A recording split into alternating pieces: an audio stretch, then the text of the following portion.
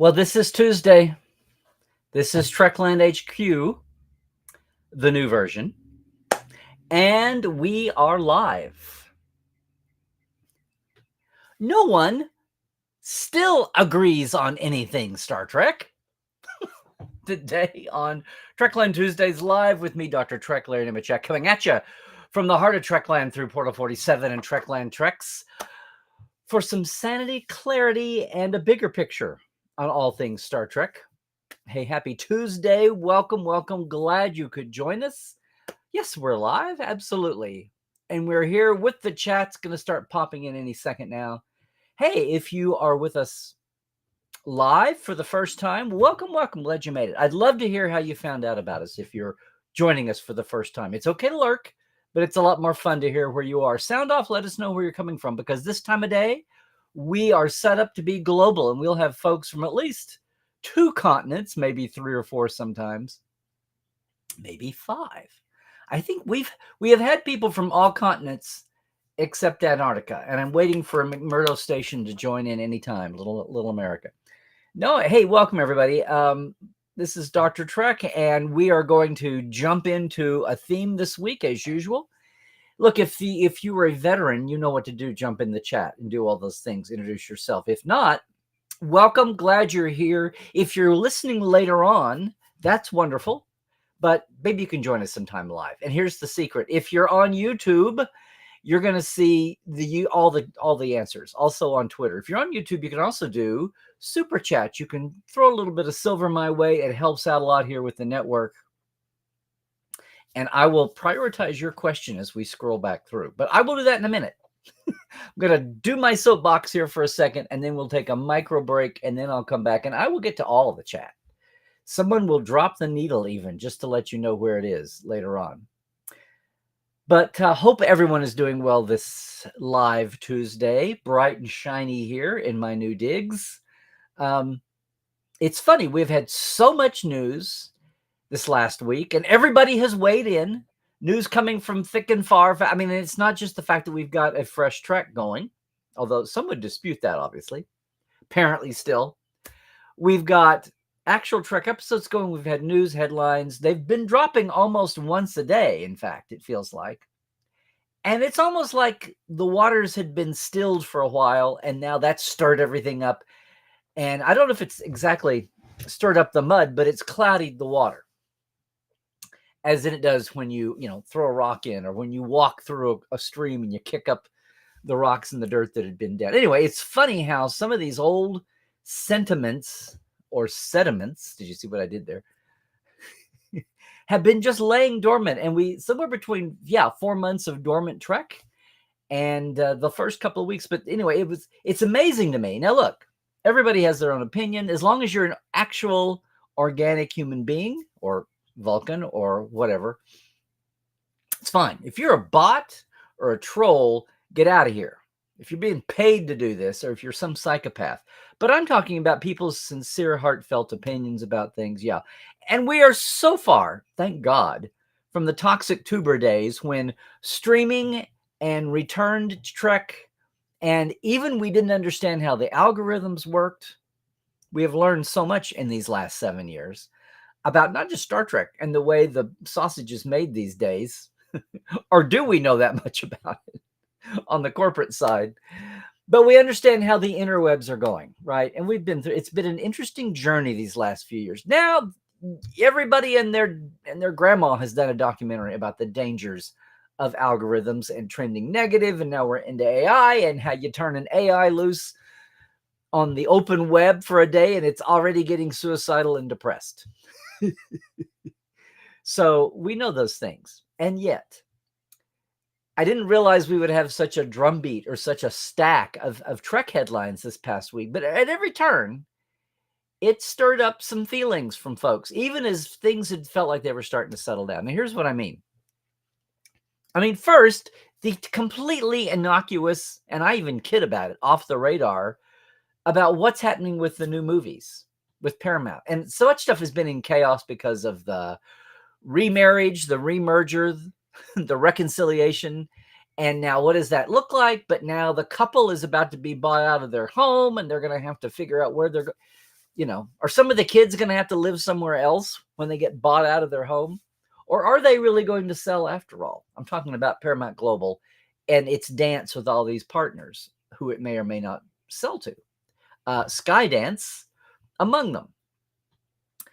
And just seeing how the business community is weighing in on that, and hearing about how 3 members of the board from Paramount resigned, not happy with the Ellison deal. And I've seen even not conspiracy stories, but deep, dark meta moves going on with that. I would have liked to have researched it more, but I'm not an MBA.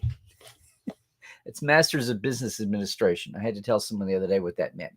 I don't have one or know the content, but I know the acronym. I'm good with acronyms. It's really a complex buyout, both of Paramount and National Amusements, and that seems to be what they're looking at, but also the Apollo, which seemed to be the most disinterested. Anyway, I'm not going to get in the weeds of that. We've talked about it a little. You can go dig in and find out what's going on about that. But it's not surprising that there's all kinds of people weighing in on that, people that seem to do know a little bit about business and talking about what's good and bad. And here, where I had thought that the Skydance deal was going to be the best yet, I've read at least one story, thank you, Puck, where it gets into the weeds about Machiavellian moves going on and who it would really be. So, whatever. We're just worried about what happens to Star Trek. I know. So that's been out there for a ways. We've been watching those come and go, but it's gotten a little pointed, a little heated now that they've carved out 30 days to have some kind of exclusive negotiating period with Skydance. We'll keep our eye on that. But the opinions are now starting to roll in after the headlines, and they're all over the place. But closer to home here, here's Disco on an improved, with 2 or 3 episodes that I see people happier about. I've actually seen people, as I wondered, say, well, gosh, I wish it had been like this 2 or 3 years ago. I see people with the opinion of, well, it's still a little muddled. It's just a little less so. And that's true. And then lo and behold, bless their little hearts, we've got the Kurtzman haters out there still. We've got the secret hideout folks who somehow they never got the memo that there have been 4 series out, 3 live actions, 2 animateds. They're all over the place, but they're all still in that big box. No differentiation in tone, much less media, apparently. And it's almost been nostalgic to see them kind of come out of the woodwork. And I get it. Again, everybody's entitled to their opinion. If they're civil, that's fine. But I just wonder if there's people that go through their lives and they just look for a little flack, and they're not being paid to do it. They're not trolling and they're not bots. It's like that's their whole identity in life. and I don't know, probably something else is not well with them. Probably something else in their life is troubling. And it gives them joy to jump on and tell people once again how they don't think this is, the old trite phrases. This is real Trek. We've heard it and seen it and dragged ourselves through it in far worse times. And you know what? Every Star Trek that's out today, everything from the modern era is not my favorite. I have my favorites. I have lesser favorites.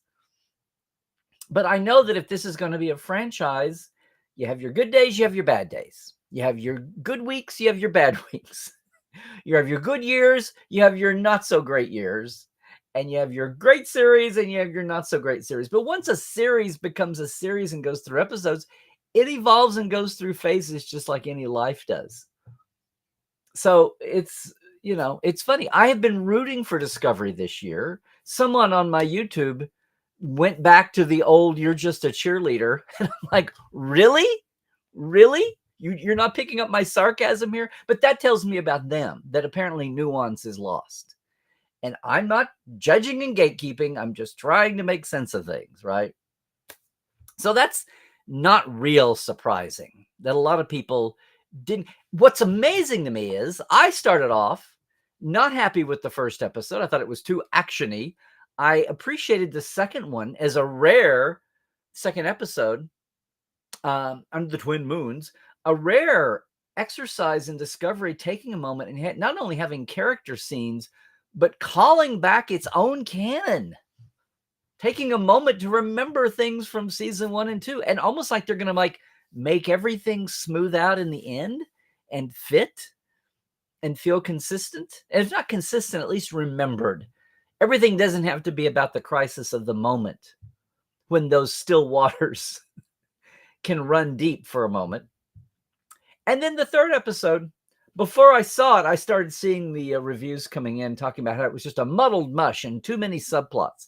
And I enjoyed it. In fact, I've seen some people talk about it being their favorite episode of the season.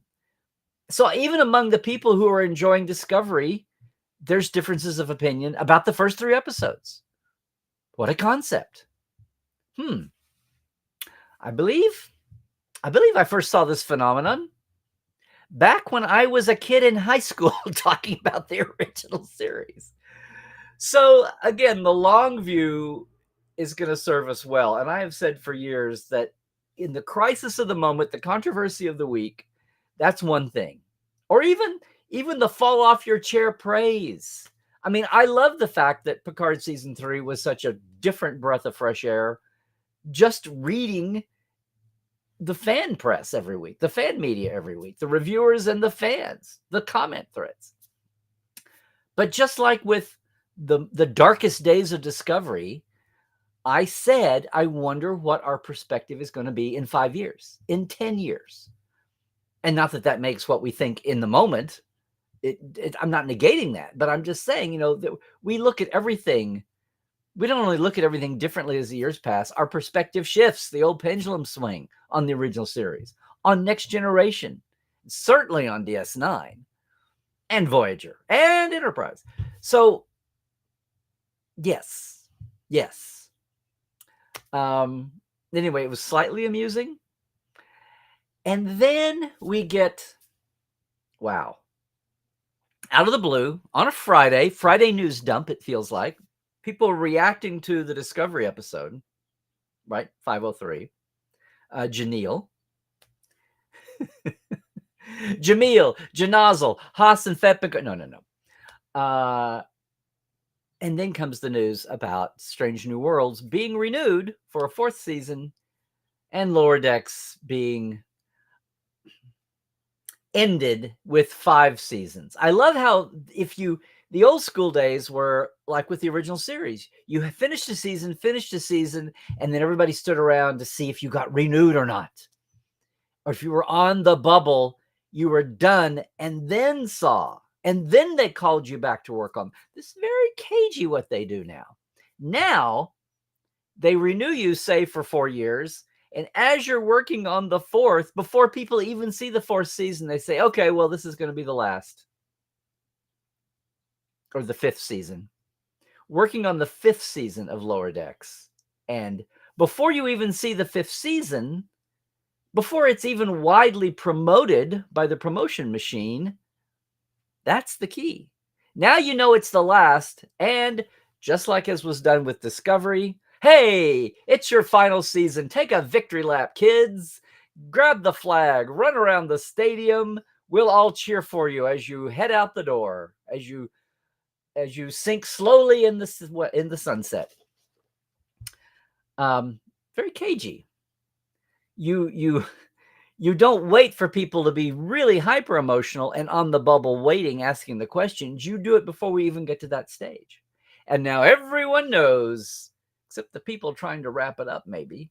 Discovery got an extra couple of weeks to shoot a little epilogue final chapter scene at the end when they got the news. Surprised, shocked. Hadn't planned on it. Is that going to happen with Lower Decks? Of course, the difference with Lower Decks is that closing comment that we read last week. Or I did a live this week, if you didn't catch it, on Friday. I couldn't stand to wait till today. I had to say something because I saw everything go up in an uproar about the cancellation of Lower Decks, which it is. But we've changed it in the euphemism of it's not canceling Lower Decks for a 6th season. It's preparing for the final season of Lower Decks. the finale of, it's like, oh, we didn't know it was a finale when we sat down to plan it. The other thing, and of course that rendered up so many emotions. And yeah, a lot of people came out of the woodwork talking about how no, Lower Decks was my favorite Trek. Lower Decks was the purest Trek out there. And then yet I still had folks say it's a sitcom just as well. It's not. I would have liked Lower Decks if they hadn't made it canon. I'm like, are you kidding? The Orions, the Frigate. Well, you've heard me. If you haven't caught my second opinions, please do. We're right in the middle of doing Discovery as it drops each week. But I got into this as the Lower Decks season wound up, and we went to Orion not once but twice. Thank you, Tendi. Nothing like having a regular character representing a culture. Looking at you, Quark and Ferengis. Looking at you, Worf and Klingons. Looking at you, Tendi and Orions now. When will we get that Tellarite character? Looking at you, Shran, semi-regular, and Andorians. Still the folks out there that say they can't hack Lower Decks. Now, it makes me wonder if people ever watched more than the first 2 or 3 episodes, because the first one was a little wobbly. But I also remember thinking that Lower Decks had the tightest first season of any Star Trek ever. We'll see what happens with the new boys coming down the line here. But we'll see. It's amazing. Again, what headlines and the emotions they stir up, what that brings back out of the woodwork again. The other thing that was interesting is, and of course, the weird thing was it was happy news for Strange New Worlds. We kind of thought that. It's once again, it's nominated for Hugos. 2 episodes are nominated for Hugos. The two stunt shows, right? Subspace Rhapsody and those scientists, congratulations, are competing. But and against a very tight field, against each other and a tight field. So we'll see what the Hugos are, which is voted every year by the members of WorldCon, which may only be 2,000, 3,000, 4,000 people voting among all the other Hugos, right? But Strange New Worlds, which should be celebrating, and did, by the mid part of the day, the likes of no less than Anson Mount were saying, hey, we were cheering and celebrating our renewal, but that in no way takes away our appreciation and sadness, bittersweet, for the fate of Lower Decks. And look, they just had the crossover. They just worked together to a certain extent. So it was bittersweet. It's amazing. It's on one hand, it's standard playbook. They released the good news and the bad news in one day. So the bad news didn't soak up the whole spotlight and just run a negative spiral down. At the same time, the negativity or the depressive nature, the dark side of a cancellation notice kind of dimmed out a little bit for Strange New Worlds, unless you were so siloed off in your S&W goodness chamber that the Lower Decks didn't touch you. But I think for most fans, it was a mixed bag. It was a bittersweet day. So yay on the corporate promotional strategy. You get it. But it was interesting to watch a lot of people. And of course, what's good news, bad news? You know, what is it? Not that. What is it? Blood. Oh, if it bleeds, it leads. It's like, it's not a 50-50. Even when you do that, people say, well, Strange New Worlds got renewed, but Lower Decks is gone. Oh, we're pissed about that. And you give a nod to the renewal, and then you're off and running. So it's not really a 50-50. Corporate strategies need to be re-examined. Of course, I don't know how you sugarcoat bad news, especially in this case, especially when people felt like Lower Decks was just getting revved up, and we haven't seen the 5th season. And of course, the sting will be another few months away. It'll probably start up in late summer, just after a little bit around Vegas Con time into August, September, October will probably be the runtime for that. And we have all the things. Again, though, the interesting thing here was the statement, the publicly stated, corporately approved comment, duly signed by Alex and by Mike McMahon, about, we hope these will not be the last of the adventures of Mariner and Boimler and Tendi and Rutherford. So that's pretty strong That's pretty strong messaging. I know from my sources that they had suspected maybe, but they from the top down, Mike on down to the actors, the crew, everybody, and they reacted this way on socials, but they did not have word for sure until the corporate word came down on the Paramount channels. So I think they'd been braced for a while, but there you go. At the same time, apparently, there are plans afoot. Now, what does that mean? Does that mean like Prodigy, they go to Netflix? Well, part of the announcement was, don't worry, you can watch Lower Decks' prior adventures right here on Paramount Plus. Which, on one hand, if you do, let's just say that Netflix goes for a double and they pick up a new season of Lower Decks. Let's just say, supposing. What does that do? Does that entail an agreement that Netflix wants to be the home of Lower Decks and they insist on it leaving Paramount Plus? Or is that not a deal breaker? Can they still run the reruns? It feels weird calling streaming reruns. Can they show the original years on Paramount Plus? And then does Netflix get to show them also, so they're not exclusive to Paramount Plus? Or do they have to be exclusive to Netflix? Is it one or the other, or can they go both? Or wherever, Hulu, wherever the hell it winds up, if it does that. Or does that preclude going to another home? And we're talking about some of these famous small screen TV movies, of which Section 31, the Backdoor Pilot, is going to be one. Would an animated small movie, I mean, heaven forbid, an animated cinema movie would be awesome. And you hear that. I don't know. It's been a whole 18 months ago strategizing, but we heard head of features at Paramount talking about while they wrangle around a live action movie, maybe animation takes the cake first. And what's amazing is the one that was mentioned then was Prodigy, which there's still an ownership stake in Prodigy. It's not a movie, wouldn't be totally Netflix's domain. I'm assuming, was that spelled out in the contract that for distribution on Netflix, that any Prodigy movie was fair game and didn't have to be on Netflix and could be cinema? Or does it have to go through Netflix, but could very well be a cinema, as Netflix has done theater running films famously? So we have all kinds of interesting yeehaw going on here. Hopefully it's not the last peep from the Cerritos crew, Cerrito Strong.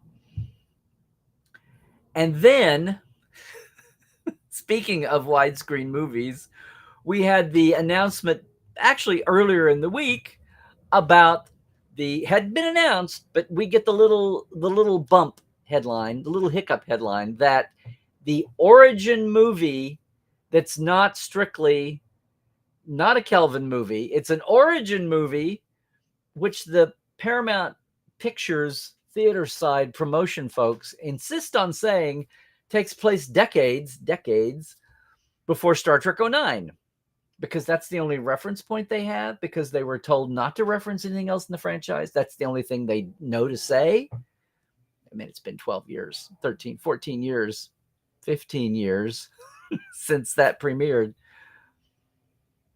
And this tizzy that threw people into, because if you want to be strict about it, the Kelvin universe started in 2233 at the birth of Kirk, and that was only 20 years before, so decades is literally 2 or more.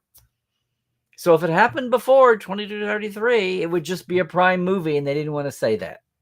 And a lot of people are hoping that the origin movie, origin of what, would be maybe finally the Romulan War and the founding of the Federation and the merging of the planet's cultures and governments and space fleets into one unifying arm. You know, like the merging of the 13 colonies. You had the Coalition of Planets always reminded me of the Articles of Confederation, and it didn't work out. And then they decided something stronger was needed, so the Federation, ta-da, was formed, with more of a merged culture and defense force. parallels a lot the U.S.'s early history, except with the U.S., the War of Independence came first, and then they went through the motions of trying governments. In Star Trek's case, the coalition of planets happened first, then the Romulan War, then the need for defense was seen, and then the merging that became a tighter unit that became the Federation for mutual defense in the beginning. It would be awesome to see that. I always thought that's one thing that all of fandom agreed on. And how it was so unfair that Enterprise got cut short because that's where Enterprise could have led into, even though we had a couple of nods to the future in the finale. It's not the same thing. And most of all, we have excellent book series. We've had things in comics. We've had nonfiction material. There is no, as I keep saying, there is no, I hate to say the canonical word.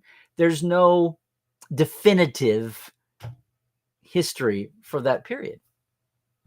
The heroic wartime. What was the strategy, the battles, and all that? Even though I followed Dave Goodman's from the Federation 150 when we updated Stellar Cartography, and I did battle maps. I went with his because it was the same publisher.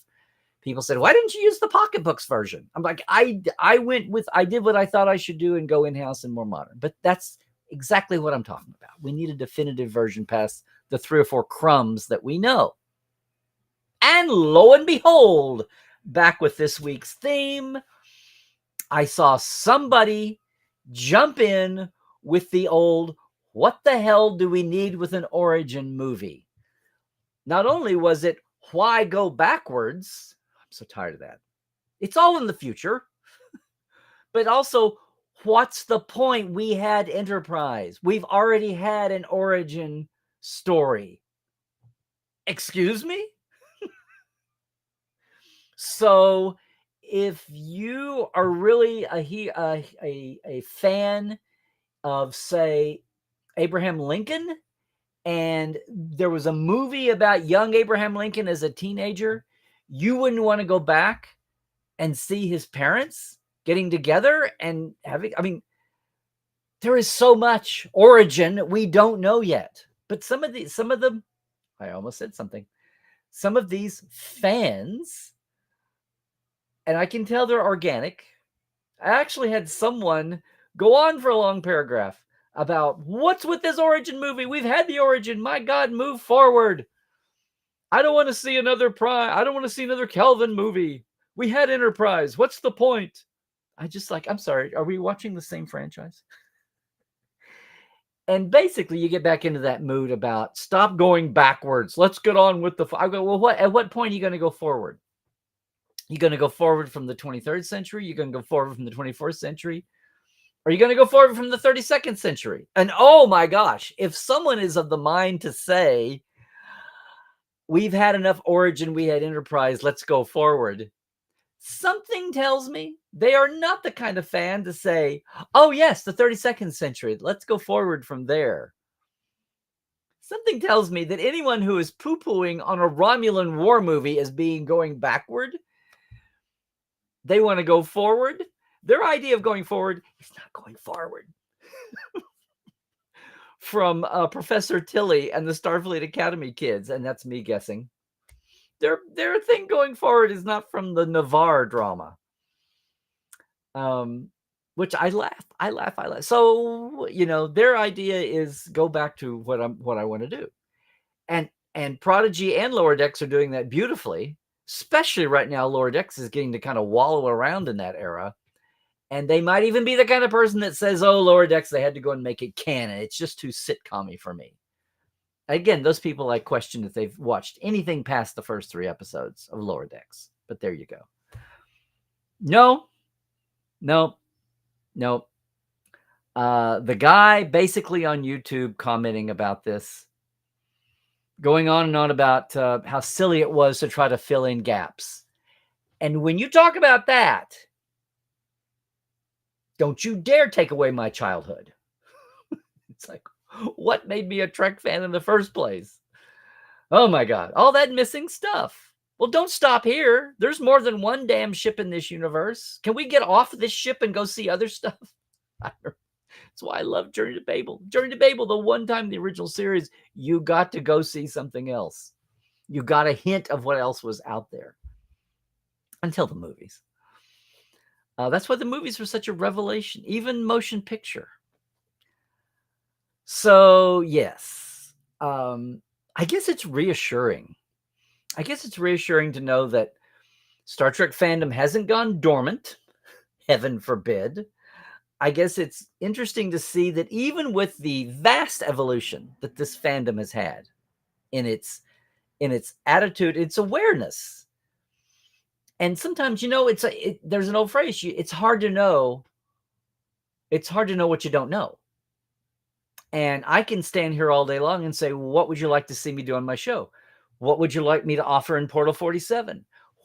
People do that. We used to talk about that with Communicator. What would you like us to do in Communicator? Oh, nothing. It's perfect just the way it is. It's like people don't know what they don't know. And we have had such an educational ride. People were wary about serialized storytelling, and I don't blame them. It's been a rough road, but we've started to see in all the series ways to improve how to block that out, what that would look like with Star Trek. We've gone through the whole, oh my God, you can't match visual canon because this is a 2017, 18, 19, 20 audience, not a 1966 or a 1987 audience. Been through all of that. That's specious and facetious.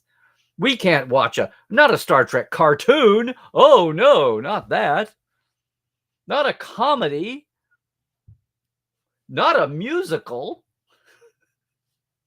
Basically, guys, gals, peeps, any idea is going to be great. Just about any idea is going to be great. Now, how you execute it, whether it's a one-off movie or a full-blown series or a mini-series or a short trek or a very short trek.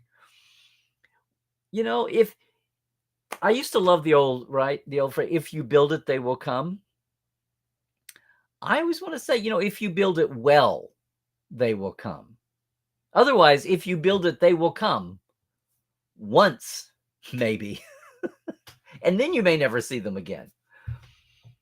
And that's true of anything. And that's as it should be. You should have the feedback, and people vote with their feet. They vote with their dollars. They vote with their attention and their love and their emotion. They vote with their comebackedness. Are they returning? Are they returning champions or not? And we know what has, in the moment, we know how each of the series has been received. We know how it's already evolved. We know how it feels like it's revolving. I'm dizzy. Are you? What we don't know is how we will perceive all of these series 5 and 10 years from now, which of course is life. That's politics, that's sports, that's religion, that's whatever part of the culture we're talking about. I mean, the cynical side of me says that art and design and cars and fashion all change, or else the industries would go broke. Graphics and art styles have to change so we can date images to the decade that it came from, right? 20s letters, 50s letters, 70s letters. I mean, roaring 20s letters, by the way. So again, we're in this great material continuum. I've been thinking about Ferengis lately. But that river had kind of stilled a little lately. And if nothing else, this, varied series of headlines coming from all different directions of the Trek world, stirred a lot of that up the way it hadn't been done in months. Not to an ugly degree, not to a hateful, uncivil degree, but to me anyway, on my radar scope, seeing some of these old opinions pop up again. I know a lot of people that had various opinions over the years have been persuaded, have been swung, or else their criticisms may have been answered or assuaged. I just love that word, assuaged.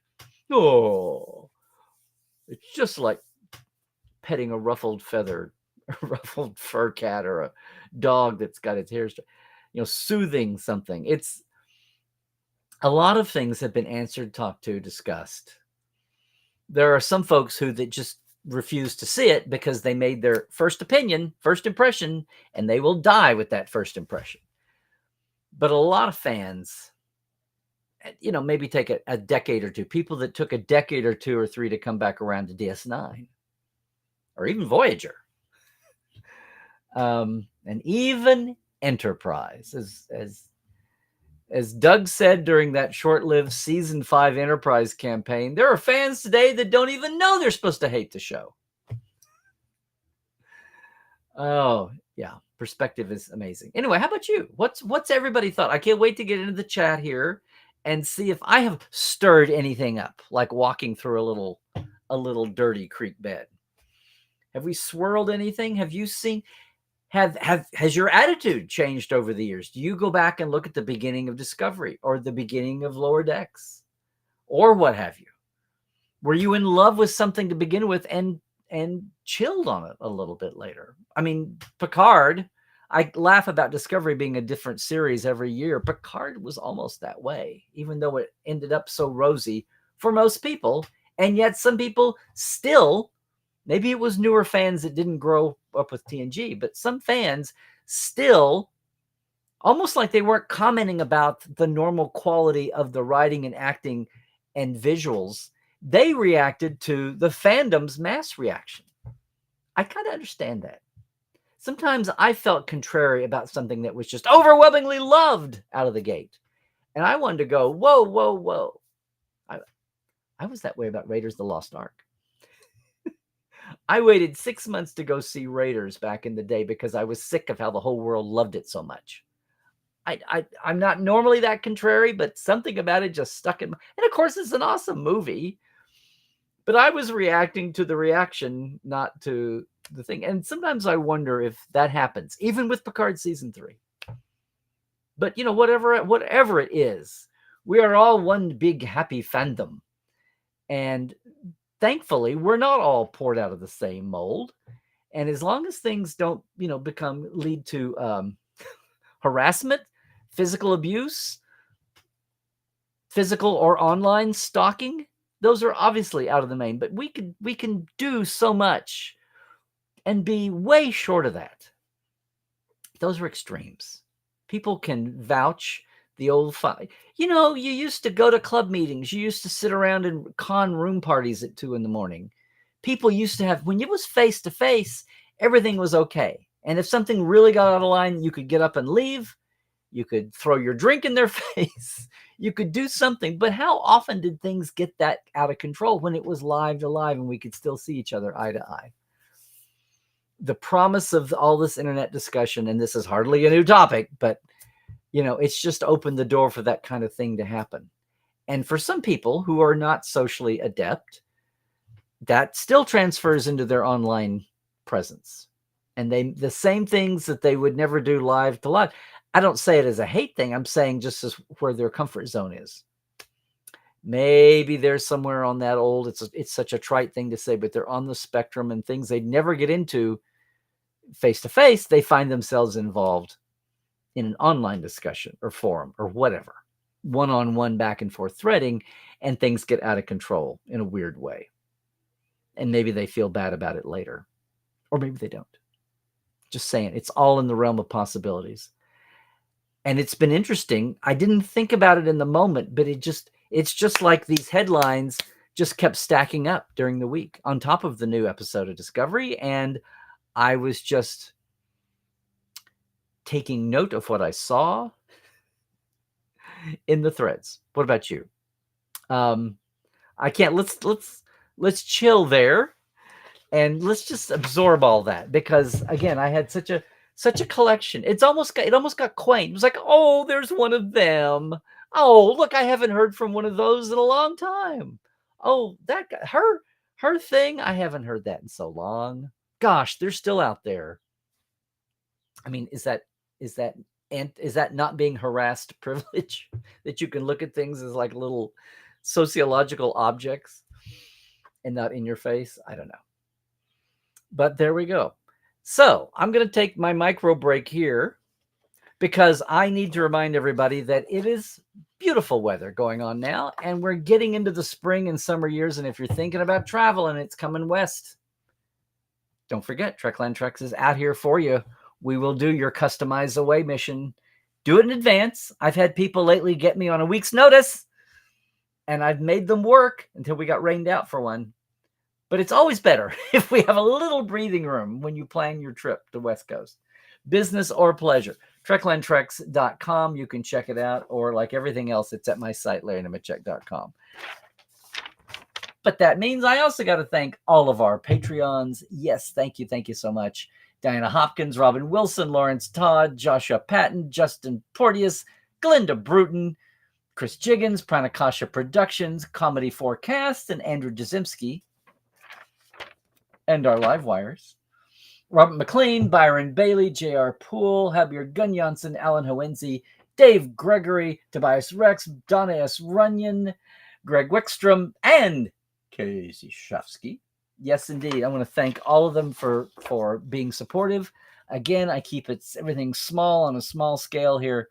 Patreon.com/TreklandLive.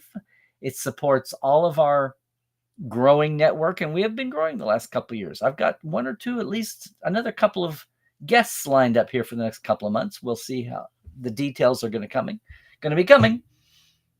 But I want to thank everybody for doing the Patreon. I kept it simple on purpose, just so a lot of more people could hopefully jump in and do that. If you want to support what we do here at Trekland and you want to be part of it in a more active way, well, then you want to check out portal47.net. What you also want to check out is, can you believe it? It's our season 11 finale. There you are. Our 11th season. There are 24 shows apiece, so you do the math. Figure it in your years.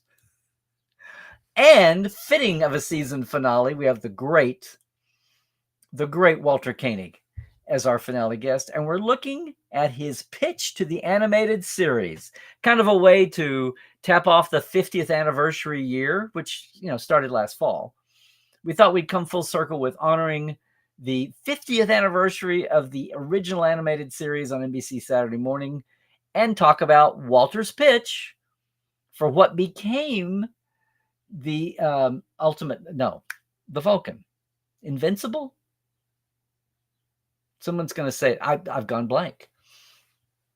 The inevitable Vulcan. The invincible Vulcan. Someone's going to say it. But it's his pitch. It changed. It's interesting to read his pitch through the eyes and ears and writings of Dorothy Fontana. Wonderful, wonderful time. We talked about even more than that. Slightly longer edition, befitting our guest. But you want to catch that. It's up on the Trek Files, wherever fine podcasts are catch. If you want to get the document, and of course you do, like every week, you got to catch it at podcast.roddenberry.com or our Facebook page. Very, very proud of that. We had such a great time with Walter. I'm going to have him back. Why did it take so long? I don't know. Meanwhile, why did it take me so long to get to the socials? At Larry Nemecek on Twitter X. Yes, I'm still there. We'll see what happens. 13,000 people can't be wrong, right? Instagram's great, Larry's Trekland, as is YouTube, where you are right now. Hopefully, please like and subscribe. Do a super chat when we get to the chat. And Facebook too, right? And portal47.net, as I explained. Gang, thank you so much. If you're watching us later, that's it for this week. But you should try to watch us live sometime at 1-ish Pacific, 4-ish Eastern on all these Trekland channels where you're watching right now. And I will just say to you folks, stay healthy, do all the things, stay woke, check your sources, and trek well.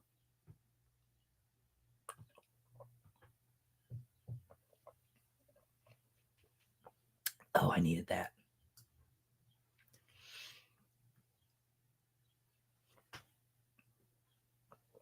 And we respool.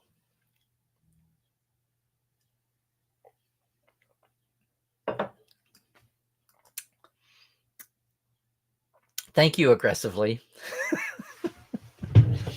Everything he says is a lie. That's right.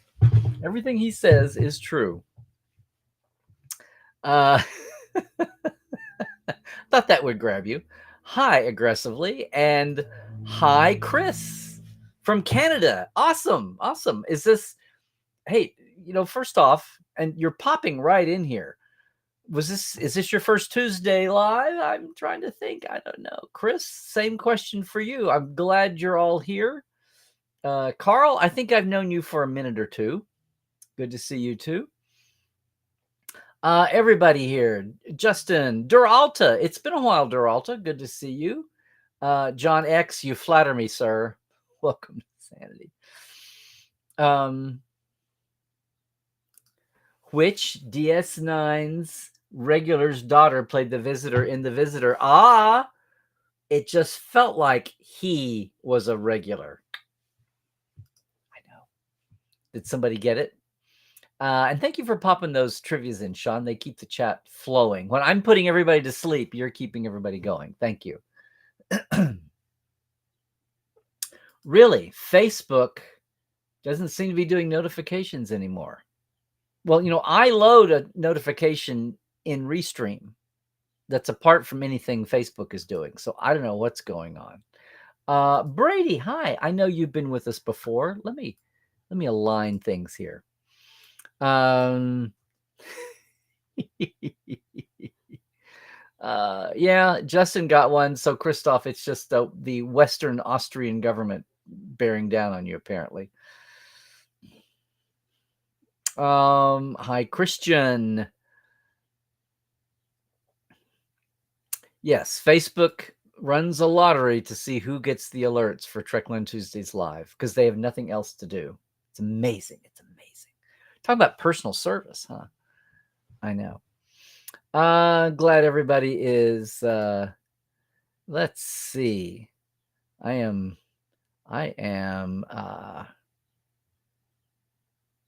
You know what I meant to say also, and I never talk about this, and I had meant to say it in the regular show. Maybe we can splice this in, guys, to the edit. I never talk about Star Trek Explorer magazine. I have been a part of the roots of this magazine from Titan, back when it was the British-only magazine, when we still had the license for Communicator here, when Decipher then had the license, and then Decipher went all but bust, and Paramount let Titan come over and apply as the U.S. licensee, so it's now the official license for the English-speaking world. And I have had the Fistful of Data column in here since then, and occasional stories. And the new magazine is out. And since they rebranded with the Explorer title, this is issue 11.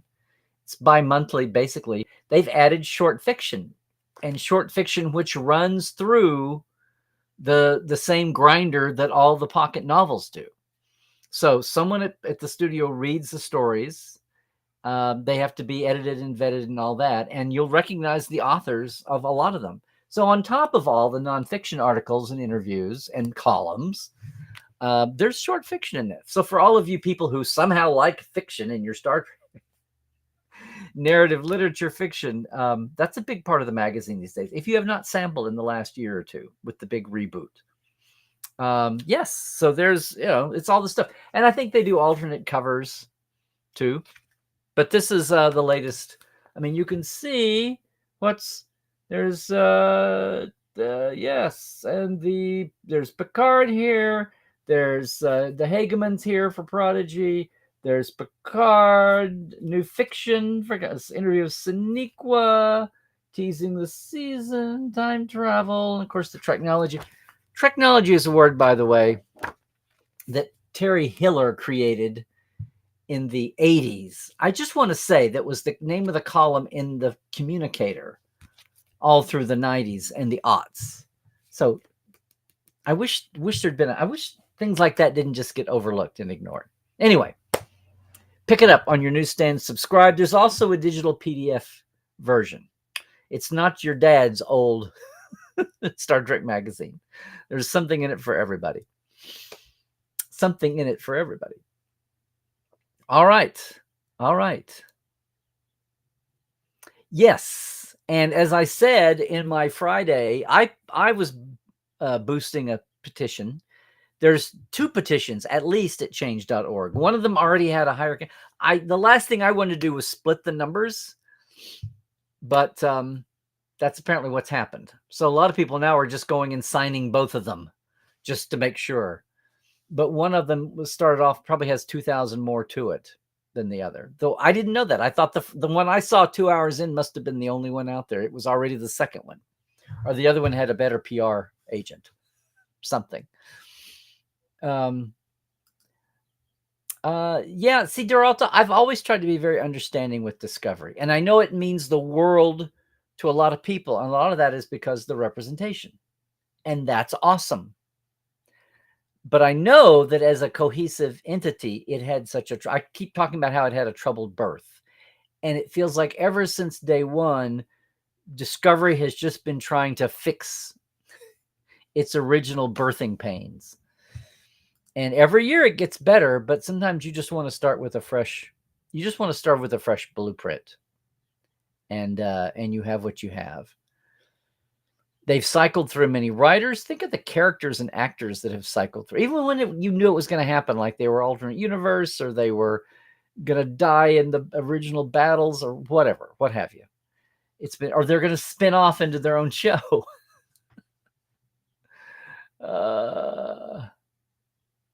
Although, this too, there's two other ways you can do it. It's what we just went through with Prodigy, in a way. You can buy the new season 4 release, but you could also just keep watching it and let the meter spin. Those are all tactics that show up as metrics. Dollars for DVDs, it's like a charity, and letting the meter spin on view numbers. Now, of course, Paramount Plus would have to let that be shared with someone else who might pick it up. Or if there's any possible way that this decision could be reconsidered at home, maybe. But it sounds like it's baked into the cake. Of course, the question, we're all sitting here a year after the big labor strikes kind of exposed all this, ripped the Band-Aid off, is what the hell is the business model for streaming? What is a norm? Is 10 episode, 3 seasons a norm in streaming? Or is that just what Discovery kind of threw on the wall to see what stuck and everybody else is following along? Yeah.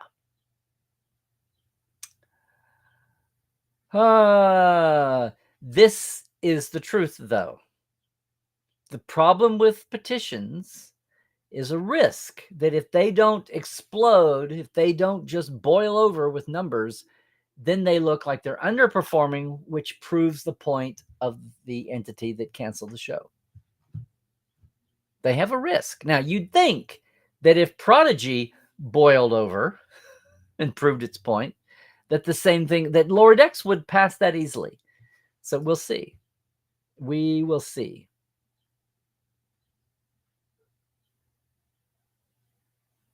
Hey, Sentai Ranger Donnie. Donnie, are you Don with a different handle here? I don't know. And my apologies if not. That looks like a new handle, one way or the other. And if you are new to Tuesdays Live, great. And this is, again, Disco was kind of all over the map. But that was the same thing with Picard. So it's going to be interesting. They're so separated.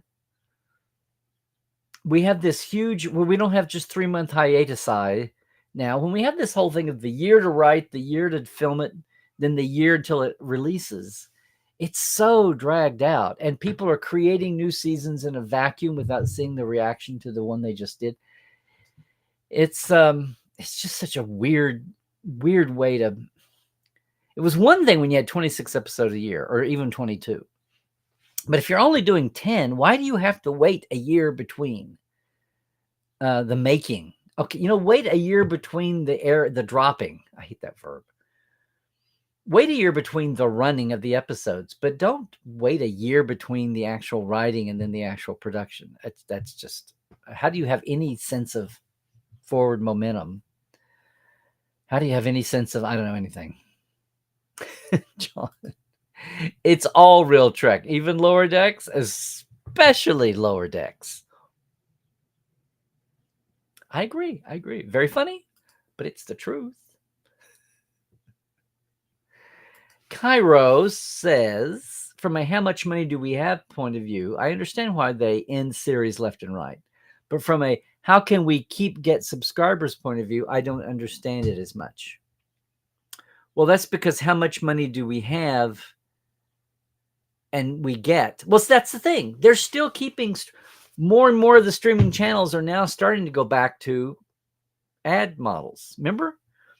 Paramount Plus got yelled at for even adding one in the first place, and then Disney Plus and now Amazon and Netflix all have cheaper with commercial options. So there's revenue right there. And I don't know if surely the commercials are tagged. I don't know if it's not like you're clicking on a click. You could go back and see what time it was attached to what show. If you're just seeing generic, I don't know, commercials, but that's what terrestrial linear models did with commercials on broadcast networks. If you're reacting to the commercial, well, they go by ratings, right? They just assume that more people are acting on the commercial because more bodies are eyeballing the show. And the onus was on the advertiser. If you want that many eyeballs to see your product, then you have to have a commercial on that show. Anyway, there are money streams. How can we keep it? The point with the subscriber model is eventually you tap out or you top out and you feel like you have to tap out. Oh, awesome. That's great. Aggressively, your grandpa sent letters to save TOS, and you will keep that family tradition alive. Don't suppose he made copies. Did he make carbons? Did he go and Xerox his letter? No, you couldn't do that in 68. You had to have a really high-end, like, corporate job or law degree or something, law office, to have a thermal copier, maybe. I remember those. So far, Lower Decks Season 4 has only hit the U.S. home video market. Nothing on Amazon UK or Germany except stream on Prime. Okay, Christoph, that's not surprising. Second-class global market, you know what I'm saying? You feel like we're going to get the old rename the show to avoid pay hikes with Lower Decks. Well, that would be something. There was a meme I saw. Someone said, Mike McMahon putting on a fake mustache to go to Paramount to pitch Middle Decks. Well, I saw I didn't know Trekkie Girls had done this. I love them. Hey Sam, hi Carol. Oh no. Continue as a live action show. That's a lot of bodies and characters. I'm just saying to get into would you keep it a 30-minute sitcom pace? I know we saw the two where that was a point. That was a comic point. They got meta with the pacing and made a joke out of it for a 1-hour drama. But would this be a thing of like seeing George Takei play Captain Sulu on the Excelsior for a 1 hour of Voyager, but could you really pull it off in an ongoing basis? To me, it strikes me that same way.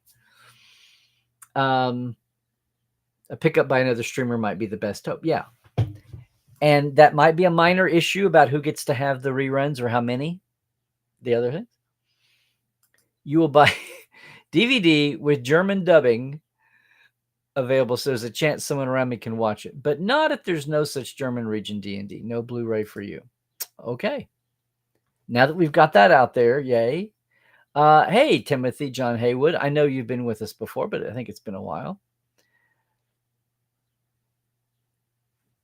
Prodigy Season 2. Oh, right. The whole kerfluffle about Prodigy in France. Right. Jenkum Pog. Well, we're getting cracks of Tellarightness. The fact that they had sleeper ships at the founding of the Federation, that was interesting. Lower Decks was the most reliable show during the pandemic. Do you mean for the quality of the writing and the entertainment value? Could be. Hey, Dave. Let's see. Duralta. Yes, you should.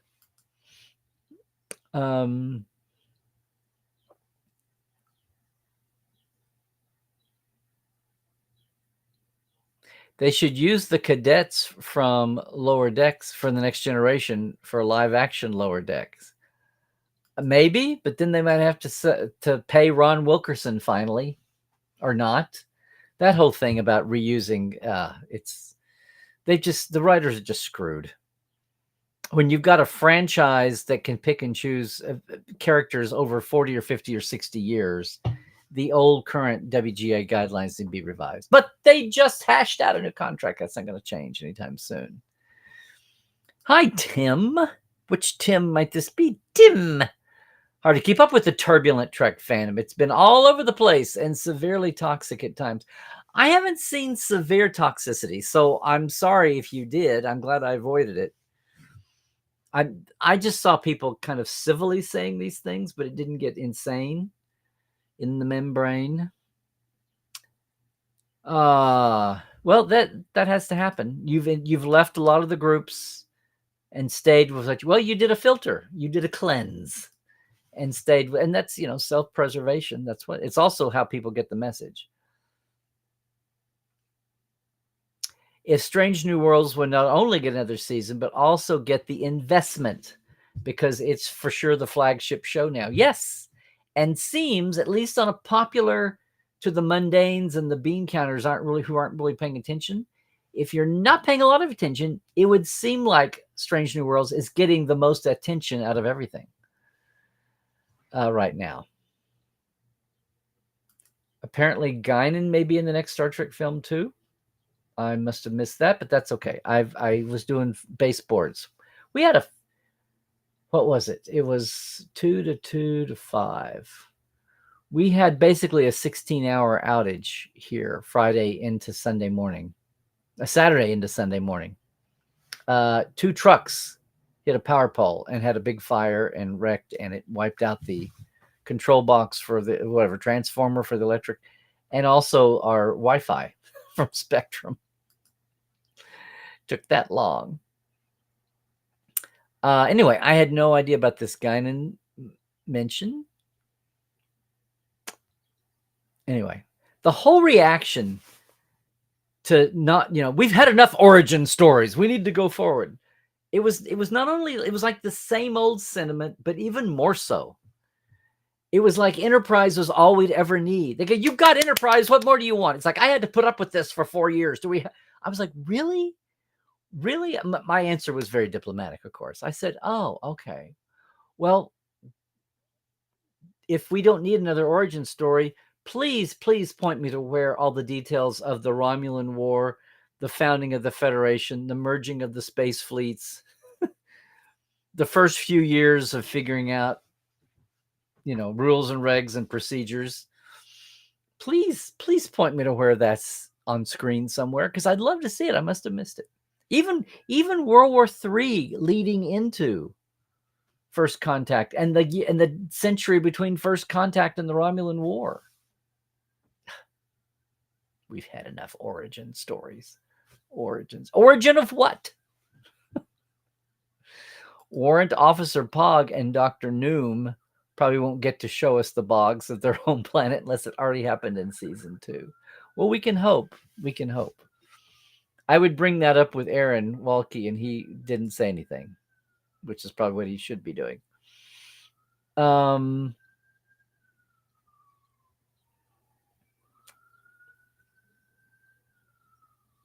Well, this is interesting. Yeah, there wouldn't be a decision when they finally get around to it. People don't realize momentum in these things. It's like catch the wave and you're sitting on top of the world.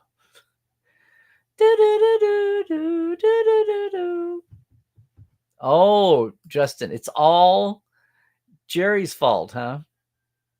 He canceled both. Got canceled. He got Lower Decks and his show, The Talk, canceled. Well, then it was The Love Boat too. Can they show a post-cancellation Lower Decks on some random French TV channel?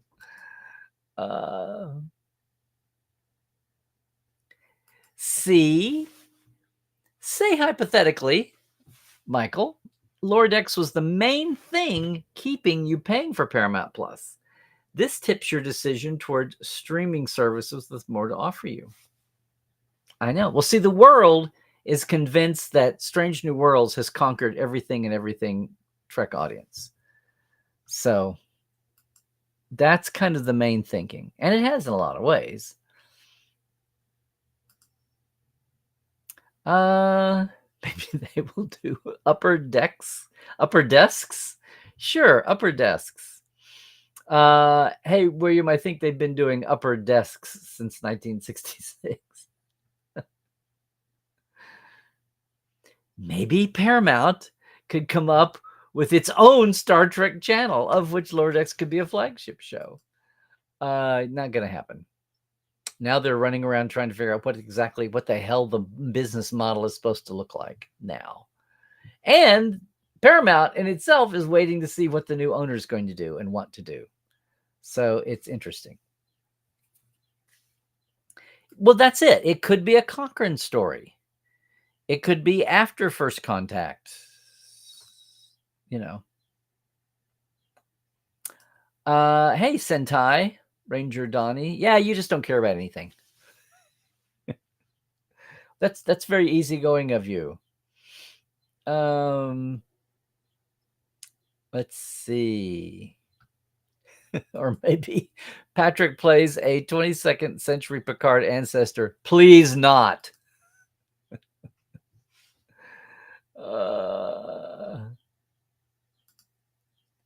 John, what are you saying? You're sympathetic to the LDS fans, the Mormon kids, the Lower Decks fans, but it's by far, it is. It's your least favorite Trek series. It's just not aimed at you. You might recommend maybe 5 episodes in 4 years. Okay. It's all good. Thank you for not screaming at me in all caps or something. Yes. I'm losing track of threads, gang. So, we answered this in the column. He didn't have dilithium, obviously, since dilithium wasn't a native Earth element. It was a small scale. He only got to warp 1. Dilithium is kind of to supercharge. It's kind of like a spark plug. So 5 years is in fact the new 7. Yeah, with less than a third the episodes.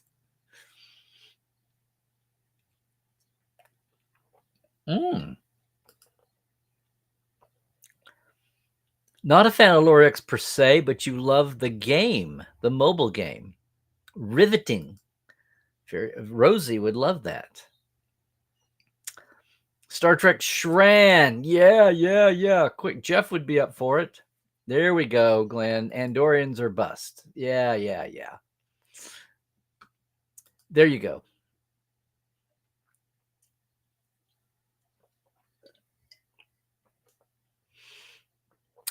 Maybe, but somehow I think I know that was actually worked out. John Eves and I talked to him about it. I have it in my notes somewhere, but no, and I've answered a question in the magazine column about this. We don't need maps. We have stellar cartography. Well, thank you, Nathaniel. Stellar cartography was a thing starting on late Next Generation, More Guardian. Okay, Glenn. Or more Klingons. Okay. Huh. If we are lucky, we may get an Enterprise event movie on Amazon Prime, Fleet Captain, Federation President Archer, and the Romulan Wars. Someone once told me that Archer never made Federation President. They always thought that he did. It's on the bio screen that you accept or you don't, that Mike Sussman whipped out, that the Mirror Archer is looking at his real-world counterpart because it's in the database of the Defiant. Yes. There you go. Thank you, Christoph, and we'll shout it out there to Dr. Aaron.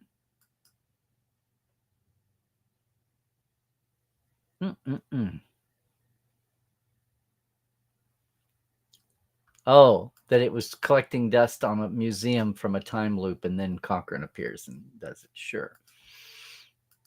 Oh, Journey to Babel, huzzah. Who are the tall robe guys? The little gold guys got named by Manny and Mike on Enterprise. And now I've gone blank. But they did intend to make a name. They mentioned those guys.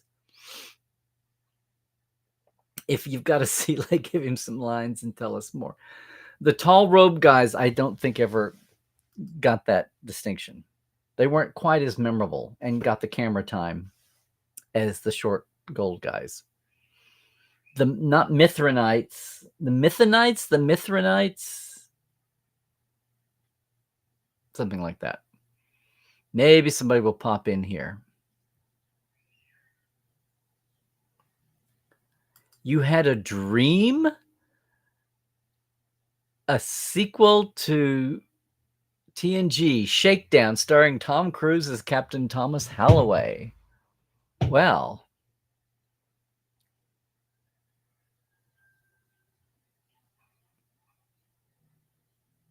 and Sophia Wiley, I have to even see who that is, playing Troy as a lieutenant commander. Oh, that's not too far before. Okay. The Field of Enterprise Dreams. Obviously, Willie, we reach, brother. Okay.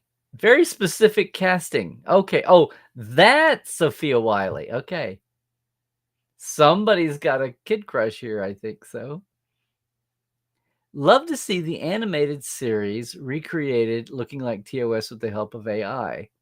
Oh, hi, Alex. My God, you just sneaked in here. How you doing, man? Alex Vesley, everybody. Cinematographer and documentarian extraordinaire. My goodness. Good to see you, sir.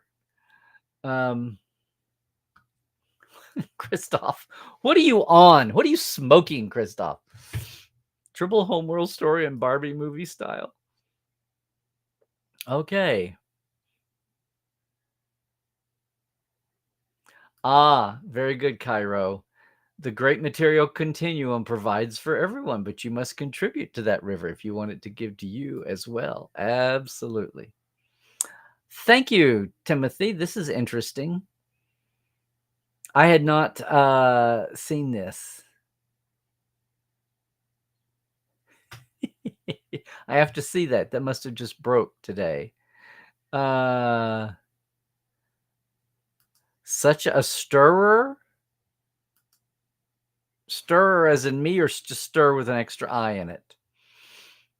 No gremlins, no moopsies. Thank you. As long as they forget about Edward Larkin, they could probably do something nice with Tribbles. Yeah, that's the trouble with Edward. Whew.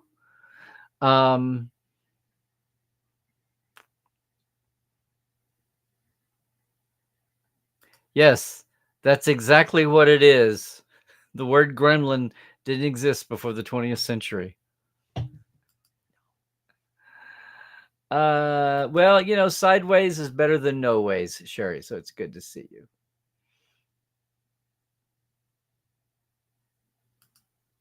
Picard season 3, Rosie, do we see the same row explode? No! You know what I mean? Rosie sentimentally overall, right? That's the I know. Yes, very rough and a lot of drama, a lot of grisly, rough and ready stuff, especially the first third, I want to say. Well, all the way through. Watching Jack become Borg queenified was not good.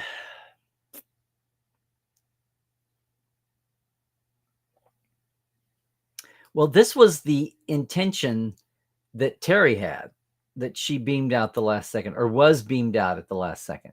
And it was going to be Kira that did it. Now, whether they got to put it on camera or not doesn't mean it didn't happen. Just saying. Same thing about Shaw. Shaw got hit in the shoulder and he dies? That was some disruptor bolt beam. Okay. This might be a little more far-fetched on odds.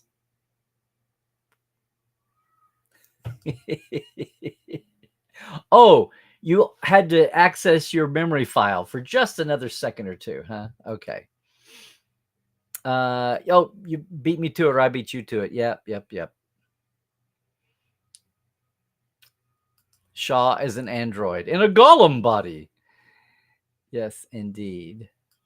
Tim, are you in New Zealand? My goodness. Okay. Or are you just looking at a map, a global weather report?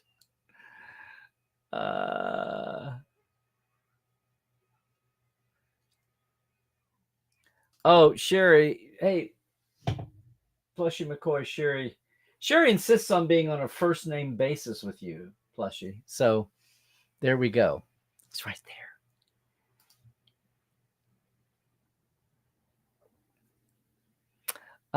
Okay, gang. How is the chat happening here? What are we up to?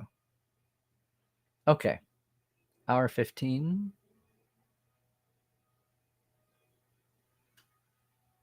Well, yeah. With Picard and Lower Decks and maybe Prodigy ending, the time period most Trekkies like, the 24th, 25th century now, is not getting any love at all anymore, which is problematic. Yeah. Interesting way to put it. The new, the so old it's new, and then the youngest, which is a weird way to look at it. I don't know. Well, I'm going to tell you this, Sentai, that's such a wacky, rare opinion. I don't know where it comes from. From the vast majority, actually. Yes. Thank you. Oh, hey, Stuart. Infinite Vulcan. Where'd my brain go? Invincible Vulcan. Well, he's obviously not invincible since we saw his skeleton strung up on Lower Decks.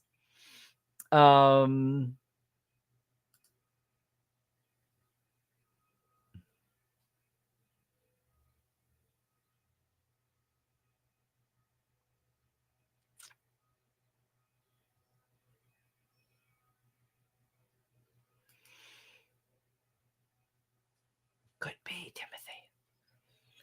She was Maquis and wanted revenge as a result of the Dominion wiping out all the colonies and Cardassian resistance. So she wanted to go after the founders. Yes, deep thing.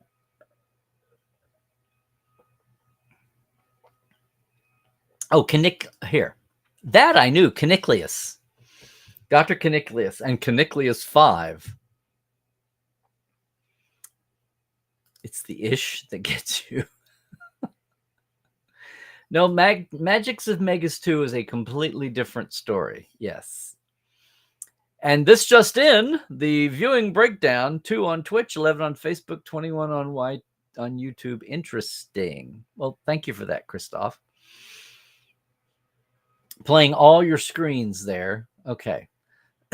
Or the Traveler's Watchman recruited Roe and the Big Fat D Helmsman Solidarity. Wesley and Roe. Yeah, there we go. Ooh, it rhymed. I'm a poet and didn't know it.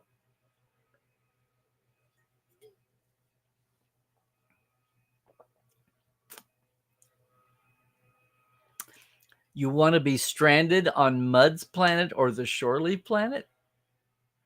Okay. You know what, Duralta? I totally empathize with people who have stuff to do, because I have had stuff to do for the last 2 months and still do. Slowly marking things off that list. Oh my gosh.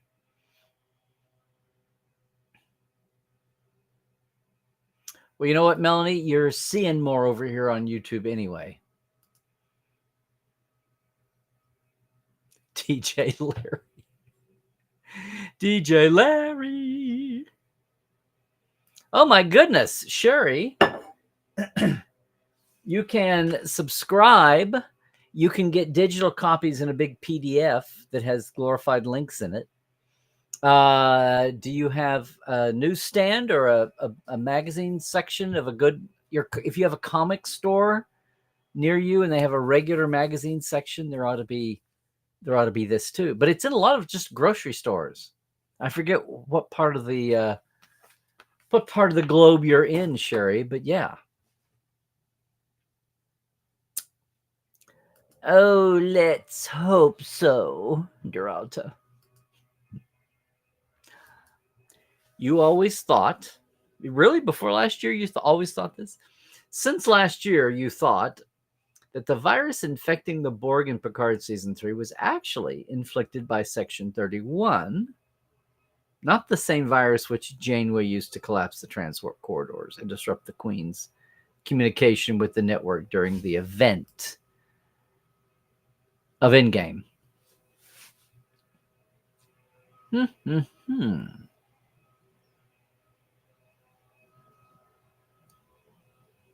Because someone was ready to give Picard a virus way back in I, Borg, remember? Using Hugh as the Trojan horse. And we don't say where the virus came from. Could be. Duralta, yes, you can submit. You mean on the fiction side or the nonfiction article interview side?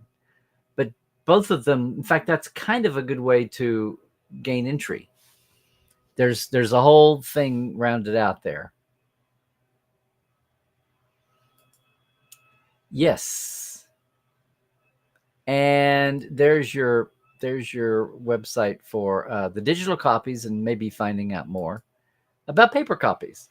Apparently, this is the breaking news today. Whoopi may have let slip that she's getting involved in another Star Trek project. Strange new? If not, she's going to be 800 years in the future, which wouldn't be ridiculous. We just now know that she's well over a millennia old then. Rocky O, you still don't care for the writing of Discovery, but it is better when binged. I'm going to sit down and do that when things get settled here. Thank you for posting the links to both petitions. Apparently there's one that has slightly more numbers now than the other ones. Well, yes, Cairo, they should. But when you've got two people mad and excited at different ends of the world, I think that happens with most hot issues. Several people independently, they don't know, they're not aware of each other. But it's kind of like when candidates are in a primary, they all should coalesce around the leader and throw all their votes together, right, to support. Obviously. Terry Metalis said it was the same virus, but you don't believe him. It's just another Federation conspiracy. Especially silly since he gave all the changelings regeneration buckets like Odo. Only Odo had a regeneration bucket.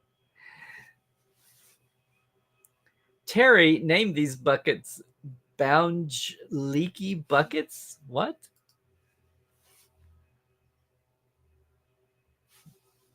Bounge Leaky Buckets? This leads to my next Star Trek theory that the changeling killed on board the Titan was actually Odo gone rogue. Oh, no. They did show a selfie of Odo on the pet. Well, that's wild. You know what? I've got to save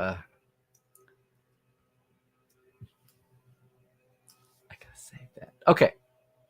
YouTube is different than Facebook. Oh, yes.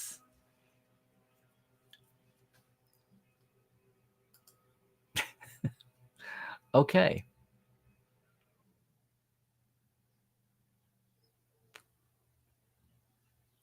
Thank you, Tim. Well, I'm glad you were able to make it by. Thank you for coming to us from New Zealand. You might be our first Kiwi.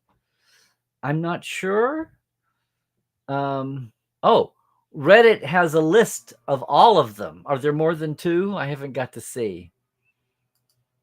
It's actually Wednesday, so you never get to see Tuesday live. Yeah, there you go. Orville medium decks. Yes.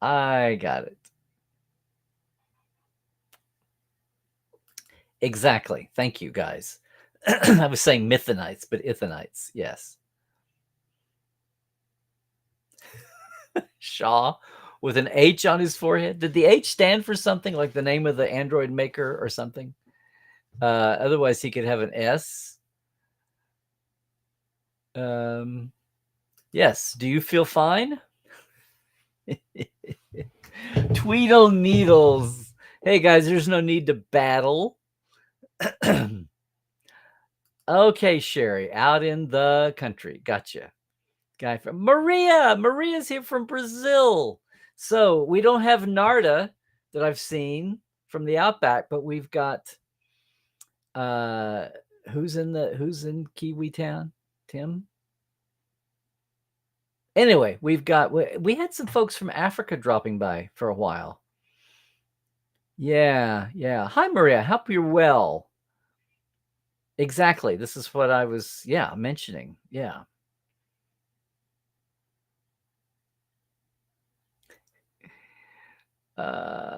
Let's see. Thank you for that Explore link, Christoph. I'm sure, well, John Freeman is departing as editor after his third stint. There's a new editor coming in. Hey, Brian, how's it going, man? Yes, we all agree. 5 seasons of Lower Decks. It's only 50 half hours. Okay, that's like a season of a 26 episode show, live action. Think of it that way. 50 half hours is 25 hours, and that's an old school season. Yes. Even less than what original series. Well, yes. All of these modern shows are less than what TOS had.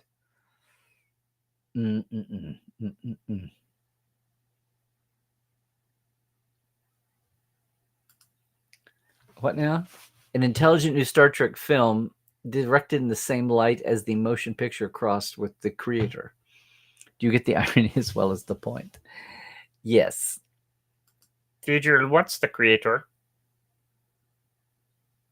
Tim, it was great for you to drop by too. I did remember that was you in NZ land. So take care. I look forward to seeing more of your work on Kiwipedia. No.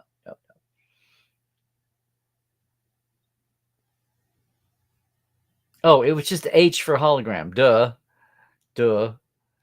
Yes, absolutely. And hey, Christoph, absolutely.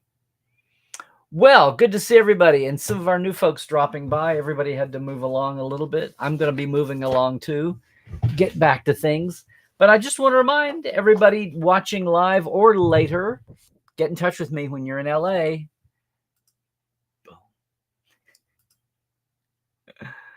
Oh, wait. Did we? Oh, we got to the end. Yes, we did. And I got to put this up again. TreklandTreks.com for your customized away team. Led by me, I'll help you do it all. I will drive you, pick you up, and drop you back at your hotel. We'll have 6 hours, a quick lunch, so it doesn't slow us down from hitting too big and too small location sites that you picked in advance with my help from my menu and my resources. And you will take some of those home. And the memories of how I helped you wrangle your props, costumes, if that's what you want to do, whatever it is that you took on vacation and take around to the sites, whatever your photography needs are, videoing, we will get it done and have a ball doing it. Of course, once again, I want to thank our Portales. Well, I thank our Portales all the time, but right now I want to thank our TTL Club and our Live Wires and our Patreon. Thanks so much, everybody, for that. Again, if you want to jump in and help support everything I'm doing here with the streaming, $5, $10 on Patreon. You can do more, but those are the levels I have for the shout outs, and the $10 folks every so often get a batch of early generation Portal 40. They're still good. The first 2 or 3 or 4 years from Portal 47's backstage interviews with the creative people. No actors allowed. They get enough attention as it is. And of course, So proud to end our 11th season of the Trek Files with the great Walter Koenig as our guest. A really fun topic. His animated pitch for the animated series back in '73. You want to check that out. It kind of ends our 50th anniversary celebration of the animated series here with none other than the great Walter Koenig. Of course, who says that he sold the story before he knew he wouldn't be a voice in the cast. There you go. But you have to listen to the rest. The rest is great too. And the rest, as they say, is me on Twitter X, Larry Nemechek, and Larry's Trekland. Here where you're watching now, please like and subscribe on the YouTube. Share it as well, would you please? Instagram and Facebook. And again, portal47.net. Your mini-con all year long. Moving threw me off my guest list. I'm going to tell the Portales live right now that tomorrow night, Sandra Senna, who was the personal assistant to Michael Piller and then to Jerry Taylor, is our guest, and remembering all kinds of Michael and Jerry stories and what it was like working in the Hart Building with, I don't know, my wife and that Lolita Faggio person and all the other characters of the Hart Building. A.C. Lyles. It's going to be awesome. A whole new slant, as we say, a whole new way to bring more texture, not trivia. Okay, maybe a little trivia to, and personal photos, which are awesome, to the backstages, the stages and the offices for all the Treks of all the different eras. So looking forward to that. And we're getting another guest lined up for this month to catch up. But I'll tell the Portales that too, or you can join yourself and find out what the hubbub is about now. Going on, let's see, started in 15. We're coming up on 9 years of Portal 47. Wow. With a guest every month with very few exceptions. That's just, I don't know, a sliver of them back there. But for a sliver of time that I get to spend with you all every week here, thank you all so much for the support. Thank you for jumping in on the Patreon or becoming a Portale, whatever you're doing or whatever you can do, jumping in along the way. I appreciate it much. Crazy year. We got to get on with the summer cons and see what's going on there. Much less see what's going on with Discovery.